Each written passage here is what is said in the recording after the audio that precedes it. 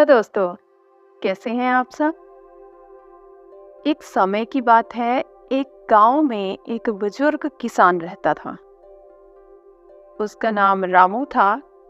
रामू ने अपना पूरा जीवन खेती में लगा दिया था और उनका समय बेटे, पोते और पोतियों के साथ बीत रहा था।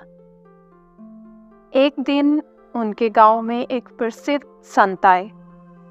उनके आने की खबर सुनकर रामू उनसे मिलने गया तो वे संत ध्यान में डूबे हुए थे। लेकिन उन्होंने रामू के पूछे जाने पर उनकी सारी समस्याएं सुनी।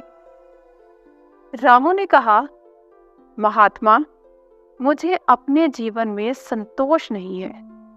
मेरे पास पैसों की कमी नहीं है, मेरे पास एक अच्छा परिवार है, लेकिन मेरे मन को शांति नहीं मिलती। मैंने अपने परिवार के लिए अनेक प्रयास किए, लेकिन मुझे सच्चे सुख की खोज में कोई सफलता नहीं मिली।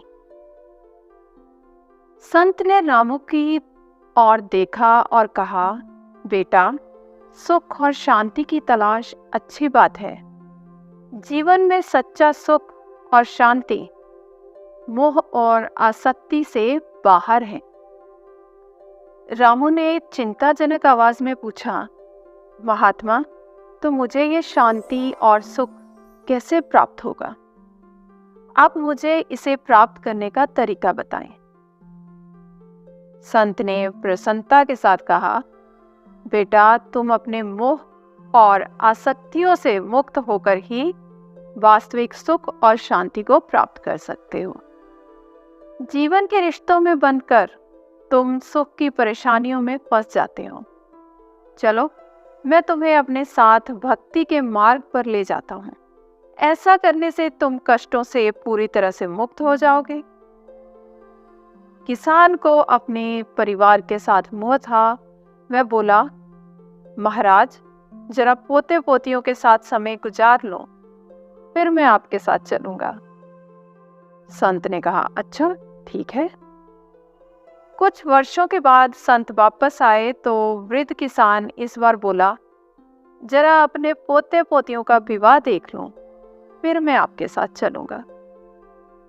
संत ने इस बार भी किसान की बात में हामी भर दी। कुछ वर्षों के बाद फिर संत आए तो उन्होंने देखा कि वृद्ध किसान के घर के बाहर एक कुत्ता बैठा है। संत ने अपने योग बल से ये जान लिया कि वृद्ध किसान की मृत्यु हो गई है और अब उसने इस कुत्ते के रूप में नया जन्म लिया है। मृत्यु तक रिश्तों के मोह में पड़े रहने से उसे कुत्ते का जन्म मिला। संत ने योग बल से कुत्ते को उसके पूर्व जन्म की याद दिलाई और उसे कहा कि क्या तुम्हें अब मेरे साथ चलना है? तो वह बोला, मेरे पड़पोते पड़पोतियां अभी नादान हैं और आजकल जमाना भी बहुत खराब है। इस वजह से मुझे उनकी रखवाली करनी होगी। वो थोड़े समझदार हो जाएं, फिर मैं आपके साथ चलूंगा। संत हंसकर बोले, अब नहीं आऊंगा, क्योंकि तुम फिर कोई बहाना खोज लोगे।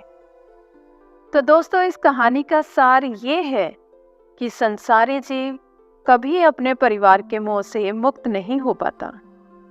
इंसान पूरा जीवन काल अपने परिवार के प्रति दायित्व को निभाता है, लेकिन जब वह अपने जीवन के अंतिम पड़ाव पर होता है, तब भी वो रिश्तों के मोह में बंधा रहता है।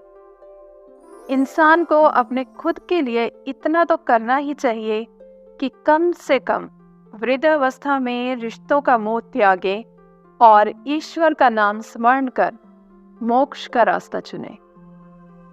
तो दोस्तों, अगर आपको आज की कहानी अच्छी लगी तो कमेंट करके ज़रूर बताएं और अपने दोस्तों से भी शेयर करें। धन्यवाद।